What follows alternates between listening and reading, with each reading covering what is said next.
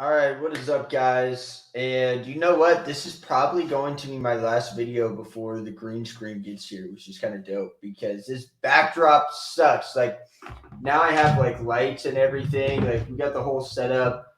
We got a badass desk here. The only thing I need now is I'm waiting for my green screen to get here, and I'm waiting for my new chair to get here. But that's it. After that, we're ready to roll. But I just wanted to make this quick video. This is like kind of what Ice Picks is because I get asked this all the time, and I don't know if most people know the story because it's pretty interesting how this got started. So it got started almost 3 years ago. I was still in college, and I just started gambling. And I hate to lose. I absolutely hate to lose. And so I spent an entire summer building an NHL predictive model, and that model just went the fuck off in the first season. That's actually why we're called Ice Picks because originally I was only betting on hockey, right? And this model crushed it. It did not work at all last season with no fans because it is heavily weighted on home and away advantage crowds. And what's really interesting about my model is it factors individual players. And now Ice Picks has completely changed. I'll get into that. But now I don't really use the model. I haven't tweaked it enough the last 2 years for it to be really useful this year. If I start doing that on NHL, I would definitely have to take time to do that, but it's going to be so time consuming. It's probably going to take me like a full week to tweak it properly based on the fact that I haven't tweaked it in over a year. So, anyways, that's how Ice Pick started. And the page was just me posting NHL picks. Didn't follow anybody, didn't collab with anybody. I didn't know what gambling Twitter was. I was just posting my models picks every day. And it hit fucking 78% in its first season. That's actually how I got a following. Then quarantine happened, and I hated soccer my entire life. I hated soccer. And during quarantine, I started watching soccer. It was the first sport back, and I got really into it. My picks were hitting, and then I had this thought ever since then. I have absolutely zero bias in soccer, zero. And so I think that's why I've had so much success with it because I can sit back, analyze the game, and not give a shit about which team actually wins. So I think that's why I've been super successful with soccer. And the numbers for soccer the last 2 years are just nuts. Over 300 units on soccer alone.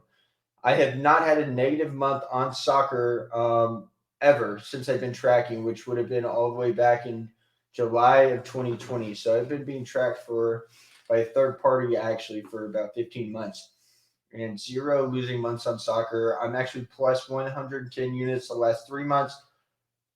Hit a nice 12 units this weekend on soccer alone. Absolutely crushed it. And I didn't bet anything today because I am now following the rule that is I don't bet soccer on Monday because anybody that bets soccer on Monday knows how unpredictable that is. But anyways, getting back to the ice picks thing here. So it was me at first, and then I added Luke, who also went to University of Tennessee with me. He's a big sports guy, huge sports guy, knows his hockey very well, knows football very well. So he started to help me. Then I added Andrew Chatterroad to do basketball, right? I added Martin Rocha basically just to track us at first. Martin ended up helping. Then Jake Cohen came on the team for college football. And my best friend growing up my entire life, Tim, got him to help me with soccer and football. And Tim, just like me, we never watched soccer growing up. We just didn't. It wasn't our thing. So we really got into it at the same time. And now every single day, all these soccer picks are coming from me and coming from Tim. Some days Tim doesn't have any. Some days he has four. But I talk to Tim all day, every day. Right now, Luke is doing football and hockey. I'm doing football, hockey, and soccer. Tim is doing football and soccer. And that's it. That's our team right now. Andrew's gone, Martin's gone, Jake is gone. It's just us three. And we kind of keep it rolling. You know, what's unique about our page, I think, is that in capping, you have three stages. I don't care who you are. You have hot, cold, mediocre, right? And so when you're hot, you just can't miss. When you're cold, you just can't hit. When you're mediocre, you're going plus two, minus two, plus two, minus two, like every day, right? And kind of how the Ice Fix page has worked the last 2 years is we pretty much go even the entire week, and then we just have one day where we just pop off for like 15 units, right? So you might be 0 units for the entire week, and then on Sunday just pop off, go plus 10. It's kind of how we've been. But what's really interesting to me is like there is a whole different network on YouTube. Like there are so many cappers on here, and I've never heard of any of them. Um, what I don't like is there's no way to see their actual record, right? So if this guy's posting a pick, one pick a day every day, it's really fucking annoying because I don't know what his record is, and it's a pain in the ass to have to like go look at the data on the video, then go check up the score or whatever. So what's nice about Twitter and Twitter cappers is the fact that like I'm tracked by a third party. Like you can go, like my record's public. You can go see every play I've taken the last 15 months, if you want to, right? Like these YouTube cappers, you can't do that. So like they can lie about their numbers. I can't lie about my numbers. People actually track that shit. You can, even if you have my Patreon, you buy my picks for $25 a month. You can go look at every single day and see my updated record too. Um, so I'm going to try to hop over more to YouTube. Really trying to get 1,000 subscribers here. Once we get the green screen, we should hit that no problem. But other than that, Ice Picks is do other things as well. So I work for BetUS Sportsbook. I do a show for Italian soccer, Serie A, and I do it with Flash Gordon Watson, who played in the Premier League for like 10 years. Awesome guy. He really knows his stuff. He's a big time gambler now in Costa Rica. And Mina Rizuki, who is very interesting. She is a analyst for BBC and as well as ESPN and CNN, and she was also just in a Netflix documentary called Bad Sport. Um, Extremely credible. I am just honored to be on a show with those guys. And then the last thing I do as well is Bet With Us. I am a shareholder in that company, and it's really unique. Basically, we're trying to put together teams for each sport, kind of through the network that we've kind of built on Twitter. Basically, trying to put teams together, pump out content, pump out picks for different leagues, college football, soccer, hockey, and so far it has been awesome. Website just got up. We will start posting articles daily on there. So yeah, here's a clip from BetUS. This show is on Thursdays, every Thursday. You can go to the BetUS soccer channel to watch. Injects just so much into that side, and obviously Dzeko gets on the end of things. I think I don't like all four of the centre backs that are going to be on show. So Matty, that tells me there's going to be goals, both teams to score and over.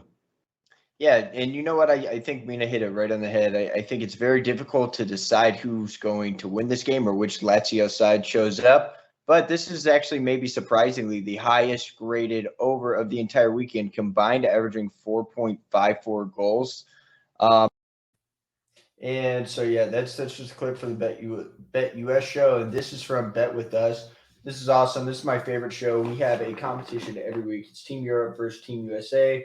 I put together the Team USA team. I have RJ, who's a complete totals better. All he does is totals. You can follow all of his picks on Twitter for free. And then Sammy Adams, who is a famous rapper out of Boston. Dude knows his stuff. He's a beast. We make a great team together, the three of us. And this is the most fun I ever have doing a show. This is on Thursday. I'm just going to get right into it. I'm going to the Party Boys, but I'm playing them in a parlay with Napoli. Actually, no, that's not even what I'm taking on the show. Forgive me. I am taking that too, but on the show, I'm taking Partisan win. On the show. I'm taking Partisan win in under 3.5 plus 140. I really like this play. Before lines came out, I told both of these guys, I told them that I think the spread was going to be minus 2.5, and I don't think they're going to cover it. And so, anyways, let's get into it. I'll stop beating around the bush. We are going to Champions League today. Sheriff plus 2.25, minus 110. The boys from Sheriff, I don't know what to say about them other than I love playing teams with good defense. And Sheriff has a defense that is for real. I don't care who you are, what you say, right? So Sheriff beat Shakhtar outright. And people were shocked, whatever. Here's the thing about that game. Shakhtar had 23 shots. Immediately after the game, I pulled up the shot chart. They had 0 shot attempts inside the box. Sheriff would not even let Shakhtar inside the box. So that to me just screams, it's just remarkable how good this defense truly is, right? They were playing Inter Milan. Inter has allowed a goal in every Serie A game except their first one versus Genoa.